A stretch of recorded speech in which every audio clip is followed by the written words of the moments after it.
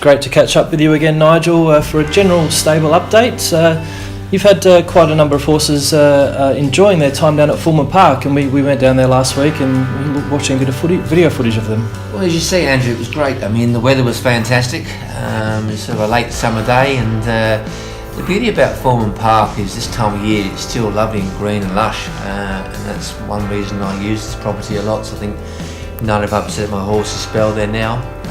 They're well looked after, Lee Powell and his team at Fulham, and the pasture is so important to have good pasture all year, and they managed to keep it nice and green right through quite a dry summer. And as you see, the paddocks are still lovely lushness about them, and it's an important thing for me that the horses go out, have a nice time in the paddocks, but got grass to eat as well. It's great to see these 2-year-olds from last year, make their, or yearlings from last year, I should say, make their progress. They come into work and go back out, and clearly they're really enjoying it down there, aren't they? They do. I mean, you can see we walked around many horses on Friday, and they're nice and relaxed, and it's a great environment. And like most places, it gets a bit cold in winter, but Lee keeps them well rugged, and that's an important thing as well. I was very interested to see this water walker that we hear a lot about as well. We're watching a bit of video footage of that as well, but how do you like to use this water walker at Fulham Park? It's quite an impressive bit of machinery, isn't it? I think it certainly has an aid. It's not the be-all and end-all training.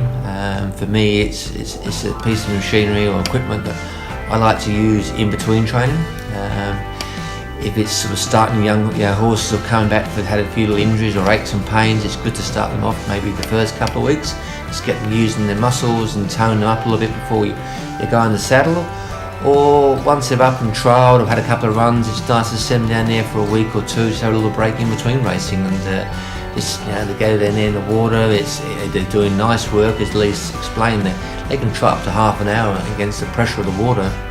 It's a fair bit of work, but they go out in the paddock straight afterwards and they're bucking and squealing and they don't realise they've done any work. And for the mental states and their physical state, it's very important that we can utilise this on certain horses. It doesn't suit every horse, but most of them it does. And for some other horses, you've been using another property at times as well, down at the beach. Yes, I've been going down to Eric Musgrove's at Coronet Bay. I think it's on the way towards Phillip Islands, and it's brilliant. He's got a few acres there. They get saddled in the mornings, they go out and work on the beach, and you always hear about Darren Weir saying he's got the beach to use at Warrnambool. I think 100% of his horses get trained down there these days, and for us to have that sort of training aid as well, I think is important. Enables me to mix up my training, and certain horses that do have a few aches and pains, you can't beat the salt water. And mentally, surely it also helps them get over hard campaigns and have a little mid-break sometimes. Do you notice the difference when they come back into work? Yes, certainly. And as long as you can use it at the right time of year. I mean, obviously going down there in winter, coming from a nice warm box and going down there in the winter, it might not work as well as it does for spring and summer.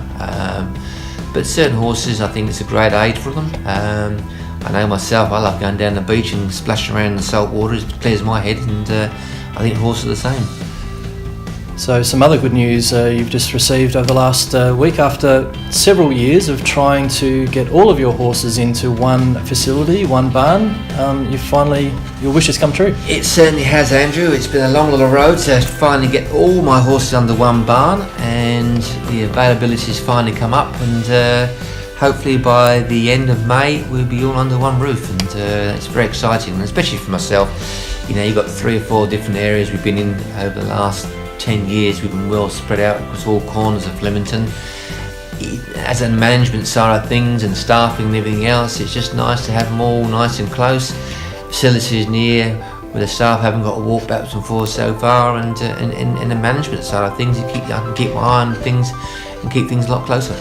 And there's a little bit more space in this barn as well. There's a little grass area at the moment, so obviously the horses can benefit, but so can the owners. Well, they can. It's a great entertainment area. We can hold some more functions there. The owners are always welcome to come down, but you've got that little bit more area to move about, parade the horses, and even eventually we might even put a walking machine in there as well, which would be a great aid to the stable. Indeed. All right, we'll take some video footage of that in due course, because there's a bit of clean-up to do, isn't there, Nigel, of the person who's vacating this barn? There is. So yep, once it's all been cleaned by the Racing Victoria guys and all back to brand new, we can shift in and start a new era.